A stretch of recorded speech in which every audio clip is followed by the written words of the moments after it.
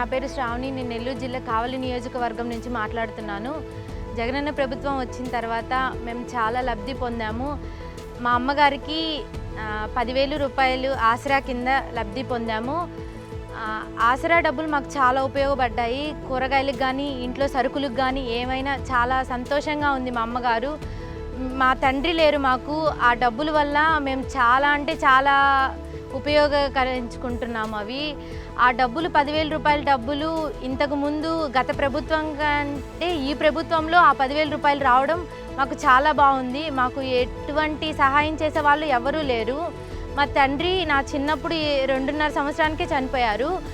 ఆ ప్రభుత్వంలో మేము ఎన్ని పెట్టినా ఈ ప్రభుత్వంలో మాకు చాలా ఇల్లు కానీ ఏమైనా చాలా పొందాము. అలానే మా అమ్మగారికి పెన్షన్ 3,000 వస్తున్నాయి. వాలంటీర్ ప్రతి నెలకి ఇంటికి వచ్చి తలుపు కొట్టి మరీ 3,000 రూపాయల పెన్షన్ ఇస్తున్నారు. ఆ 3,000 పెన్షన్ మా అమ్మ హాస్పిటల్కి కానీ మెడిసిన్స్కి కానీ ప్రతి ఒక్క దానికి ఉపయోగపడుతున్నాయి. అలానే వాలంటీర్ వ్యవస్థ వచ్చిన తర్వాత సచివాలయాలు పెట్టి ఆ సచివాలయం ప్రతి ఎవరు లేని వాళ్ళు అంటే మంచం మీద నుంచి లేయని వాళ్ళు కూడా ఉన్నారు.